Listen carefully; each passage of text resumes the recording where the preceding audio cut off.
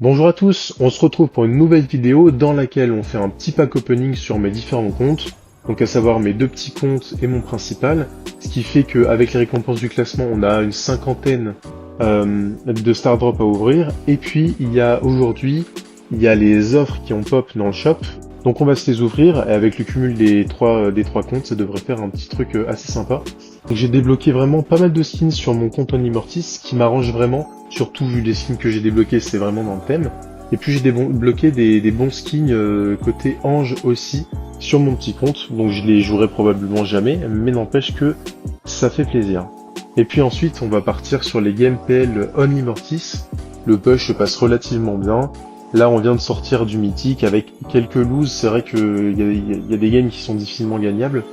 Donc je suis arrivé en légendaire. Il y a des très bonnes games parce que globalement le niveau est quand même très médiocre, mais ça n'empêche pas de lose. D'ailleurs ça m'arrive vraiment souvent de troll avec mon Mortis ou de faire autre chose en même temps et de pas être focus. Donc les loses sont quand même présentes, on peut pas gagner à tous les coups, ça il faut aussi en être conscient. On débloque le skin démon Mortis qui fait vraiment plaisir sur le petit compte Onimortis. Et donc oui je disais que le niveau était vraiment plus bas que la première semaine où j'ai push sur le compte principal. Je me rappelle sur le mythique fallait déjà bien pique pour essayer de gagner. Là maintenant avec du Onimortis ça passe vraiment super bien. Et le petit skin Angelo Ange qui fait aussi plaisir. Je vais peut-être le monter P11 sur le petit compte. Donc oui, le niveau qui est relativement nul, comme vous allez pouvoir le voir dans les games, c'est-à-dire que je me permets de faire des choses que en game normal, enfin contre des bons joueurs ou en début de saison en ranked, je ferai pas, parce que je me ferai punir instantanément. Et là, il y a plein de moves qui en réalité ne passent pas, sont pas hyper smart, et parce que les joueurs en face sont vraiment nuls, ça passe. Donc ça permet de faire des beaux petits clips, c'est sympa, mais en vrai c'est pas représentatif. Et là par exemple je sors un Mortis en braquage parce que je sais que ça peut faire un truc sympa sur la vidéo. Et puis c'est aussi pour montrer que c'est possible de gagner avec Mortis en braquage. Évidemment, faut qu'en face s'il y a des mélodies, des chucks, en fait leur win condition c'est trop simple et moi je peux rien faire avec Mortis. Par contre, dans les games où les joueurs en face ils décident de prendre des compos un peu contrôle, avec Mortis c'est pas si déconnant parce que si vous aidez vos mates et que vous arrivez à bien slay la team en face, vous permettez à vos alliés d'aller farmer le coffre. Donc à la limite, ça peut être un appui assez sympa Mortis en siège. Bon maintenant évidemment c'est pas une condition, c'est-à-dire que si vous dépendez de vos mates, même en faisant le taf, si avec vous ils sont vraiment nuls, vous pourrez pas gagner. Mais bon, c'est pour ça que pour la vidéo je me permets de le faire, on est en mythique, donc ça peut être sympa. Et puis encore une fois ça fait des petits clips faciles, parce qu'évidemment là c'est assez simple de les farmer les mecs autour du coffre. Dans les prochaines games, vraiment il y a des match-ups que je suis pas censé gagner. Mais encore une fois, c'est pour vous montrer que vous pouvez pas être stuck en mythique si vous êtes un minimum bon jeu. Même si vous êtes pas ouf, vous êtes censé monter en légendaire.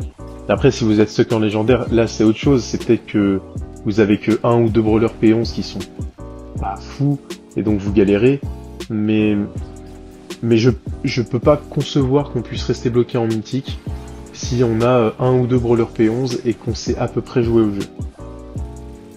Après les games en master c'est différent, tout le monde n'a pas envie de push au-delà du master, donc ça je peux entendre qu'après en master c'est compliqué de rush par exemple les 10k points Elo.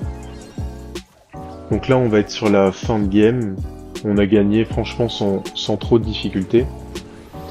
Et puis on va passer à la game 2. Moi ce que j'aimerais bien faire là après, dans une deuxième vidéo qui devrait sortir demain en fonction du temps que je mets à la montée, mais ce serait des vidéos Onimortis où j'explique vite fait ce que dans ma tête, enfin ce qui se passe dans ma tête au moment où je joue Mortis. Comme ça, ça fait une bonne prise de décision pour ceux qui veulent essayer de s'améliorer. Parce que c'est vrai qu'avec Mortis, si tu prends des mauvaises décisions, tu te fais punir instantanément. Donc c'est un bon perso pour s'améliorer, dans le sens où si vous êtes bon, vous allez gagner, ça passe. Et si vous êtes pas bon, vous allez vite vous en rendre compte, parce que vous allez jamais gagner, parce que vous allez donner trop d'avantages à vos adversaires, si vous vous suicidez dès le début sans farmer votre ult, parce que ça peut valoir le coup de se suicider au début, mais il faut au moins trade 2-3 kills, 2-3 hits pour farmer le super, sinon c'est pas rentable. Pareil, ça dépend à qui vous donnez cet avantage. Si vous donnez l'avantage dès le début de game à la Tara qui va farmer son ult, est-ce que c'est vraiment rentable? Alors que si vous le donnez par exemple à un Daryl, honnêtement c'est pas hyper dérangeant, dans tous les cas il va avoir son super. Donc là encore une fois on gagne la première manche en GM Gram, ça se passe assez bien, et c'est là c'est ce que je disais tout à l'heure, mais en face il y a un Surge, il y a un Mo et il y a une Jessie, là de mémoire, non c'est une Tara, on devrait pas gagner.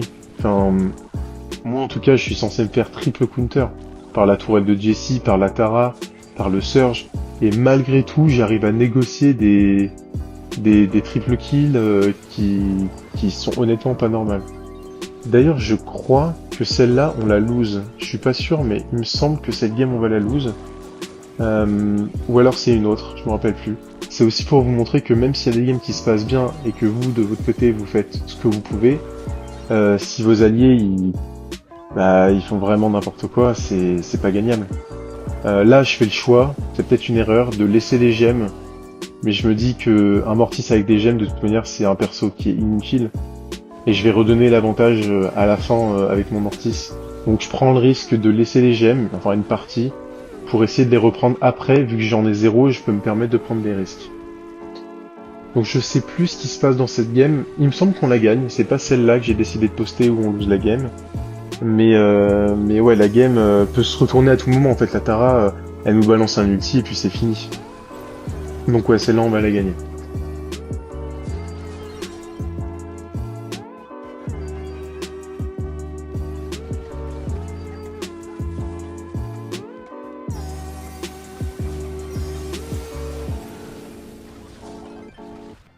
Globalement, je passe les games un petit peu en accéléré parce que c'est vrai que c'est pas toujours hyper intéressant.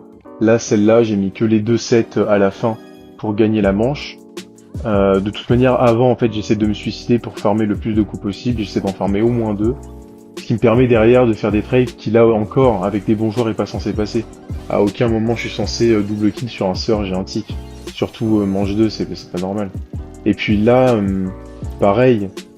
Le Surge, je crois, il tombe AFK quand il rentre dans ses bush. Donc pareil, je suis pas non plus censé triple kill. Peut-être double kill à la limite. Mais voilà, ce qui se passe là, l'alignement avec l'ulti, le Surge qui se laisse tuer au final vu qu'il a peut-être d'écho. C'est pas normal, c'est pas quelque chose qui est représentatif d'une game de niveau normal.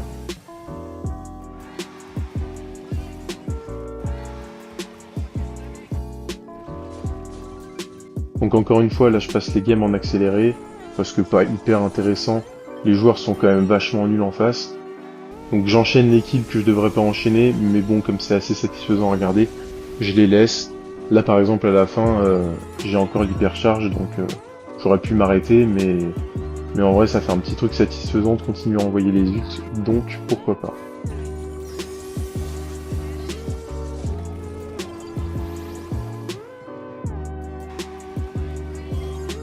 Là voilà, c'est un bon exemple de ce que je disais, la Piper en face, sur cette game, elle a pas pris la repousse. Et le Gale, je sais pas trop ce qu'il fait, mais c'est censé me hard counter, et au final j'arrive à triple kill, il me semble 3 fois dans la game.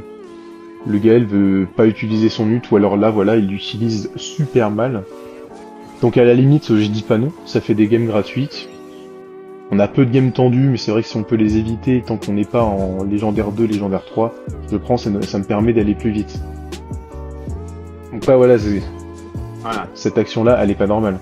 C'est-à-dire, clairement, le Gaël, je sais pas ce qu'il fait. La Piper, elle devrait avoir la repousse. Ce qui me permet de mettre un clip qui devrait jamais exister dans une game normale. Et je leur mets back-to-back un triple kill, donc bon. Voilà, c'est marrant, mais encore une fois, il faut pas tellement se baser sur ça.